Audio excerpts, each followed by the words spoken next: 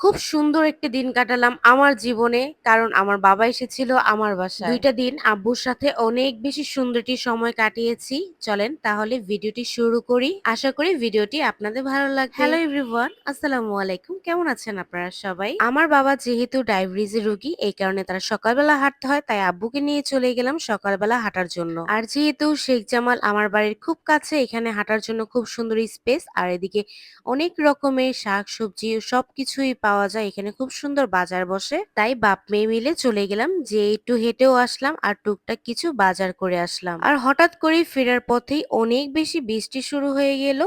কি আর করার, পরে বৃষ্টির মধ্যে বাপ মেয়ে চলে আসলাম, তো ভাবলাম যে নিচের থেকে নাস্তাও নিয়ে যাই। এরপর হোটেলের সামনে দাঁড়িয়ে রইলাম। এখানে লোকে রুটি বানাচ্ছে, যেহেতু তন্দুরি নিব, আর আমি খাবো স্যুপ দিয়ে, আব্বু খাবে ডাল দিয়ে। আজকে পুরো একটি দিন আব্বু আর আমি মিলে খুব সুন্দর একটি সময় কাটবে বাপ মেয়ের। এরপর বাসায় এসেই বাপ মেয়ে বসে পড়লাম নাস্তা করবো বলে। আব্বু আর আমি মিলে নাস্তা করলাম। আর এদিকে নাস্তা করার পর আমি চলে গেলাম রান্নাঘরে, যেহেতু টুকটাক রান্না বাড়া করবো, আর আব্বু এদিকে একটা লম্বা ঘুম দিয়ে দিবে, যেহেতু আব্বু অনেক সকালবেলা উঠে। ভিডিওর শুরুতেই বলেছিলাম যে আমার জন্য খুব সুন্দর একটি স্পেশাল দিন, কারণ হচ্ছে যে আমার বাবা কখনোই কোথাও গিয়ে এক রাত থাকে না তার বাড়ি রেখে। আর এই মানুষটাই আজ তার মেয়ের বাসায় এসেছে একদিন থাকবে বলে।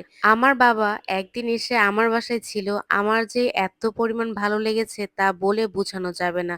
এই ভালোবাসাটা আর এই খুশিটা লাখ টাকা কোটি টাকা দিয়েও পাওয়া যাবে না কখনোই। আব্বু যেহেতু বলেছিল নদীর মাছ খাবে, এই কারণে আব্বুর জন্য কিছু পুঁটি মাছ আমি ভেজেছি, এরপর একটু ঝোল দিয়ে রান্না করেছিলাম। এদিকে কিন্তু ডালটাও বসিয়ে দিয়েছি, ডালটা আমার রেডি হচ্ছে। আর ওদিকে আমার টুকটাক বাজার এনেছিলাম, ওগুলো কুটাকাটা করছি। আর দেখেন কি পরিমাণ বৃষ্টি, সারাটা দিন বৃষ্টি ছিল। এরপর দেখি হঠাৎ করে আব্বু জাগনা হয়েছে। এরপর বললাম যে আসো আমরা আবার পিঠা খাই বাপ মেয়ে মিলে। আমার বাবা কিন্তু সবসময় আমার ভিডিওগুলো দেখে, তার নাকি খুব ভালো লাগে।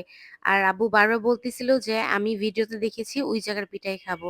এই কারণে সকালে আব্বুকে হাঁটতে নিয়ে যাওয়া, ওইখান থেকে যে পিঠাও নিয়ে আসছিলাম।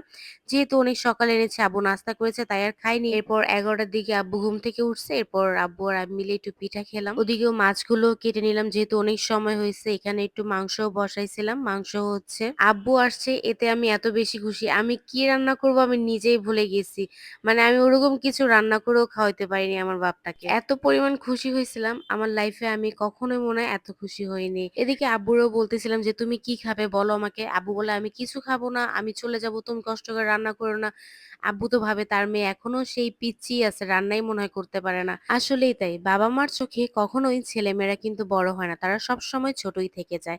এরপর আব্বুকে নিয়ে আমরা দুপুরবেলা খাবার খেলাম, আর ডালটা খুব বেশি মজা হয়েছিল। এরপর আর কি করা, যেহেতু বৃষ্টি বৃষ্টি মেঘলা, আমি চাইলাম যে সন্ধ্যাবেলা করার দরকার নেই, আব্বু যেন বিকেল বিকেলে চলে যায়। এই কারণে আব্বুও চলে গেল বিকেল দিকেই, দুপুরের পরে পরেই। এরপর কি আর করার, একটা দিন ছিল, অনেক বেশি সুন্দর সময় কেটেছে, ভালো লেগেছে, ঘরটা পুরো ভরা ছিল। আব্বুও চলে গেছে, ঘরটা পুরো ফাঁকা ফাঁকা, আমারও ঘরে ভালো লাগছিল না। এই কারণে পাশের ঘরে চলে গেলাম। পাশের ঘরে গিয়ে সবাই মিলে একটু সন্ধ্যার নাস্তা করলাম একসাথে বসে। এরপর রাতে বেলা জামাই আসলো, তার সাথে বসে একটু ফল ফ্রুট খাচ্ছিলাম, আর তার সাথে দুঃখ প্রকাশ করছিলাম। এই তো আমার সারাদিনের খুব সুন্দর একটি ব্লগ। আশা করি আপনাদের ভালো লেগেছে। ভালো লাগলে বেশি বেশি করে লাইক কমেন্ট শেয়ার করে দিবেন। সবাই ভালো থাকবেন। আল্লাহ হাফেজ।